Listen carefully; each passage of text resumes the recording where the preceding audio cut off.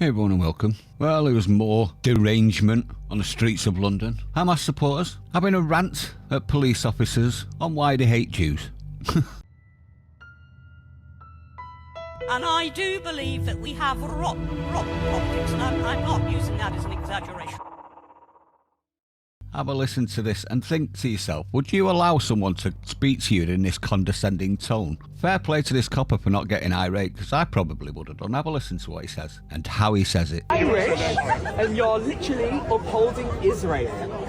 Yes, yeah, you are. Because that's what you're protecting. What do your Irish family think about you doing this? Irish family have their own politics. They're not discussing their politics. But what do they see?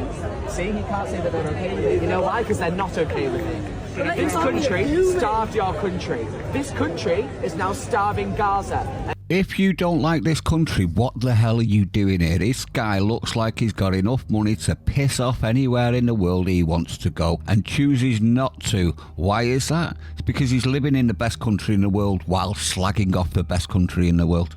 Isn't it? Let's carry on. And you are now representing the people that starved your people. There are other careers, care work, nursing. I'm sure they'd love to have you. Yeah, because I read outside of my colonised history books. Isn't it amazing, everyone? Isn't it amazing that the only recollection that people like this have is for our colonisation?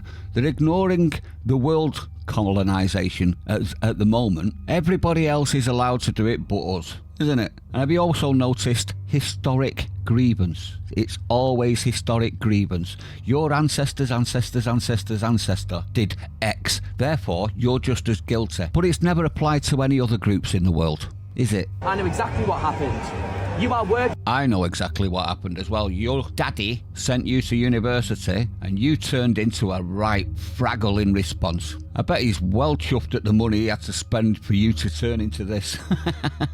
Right now for the colonizer.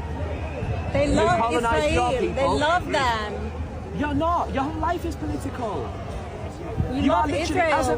Why do you love Israel in so that role much? right now? That is, objectively, you are embodying a political stance by just being a cop, doing this. It's not apolitical. It's political, the fact that you're even here. No, it's not. Yes, it is. The fact that you're even here, you are actively upholding empire and repressing pro-Palestinian dissent.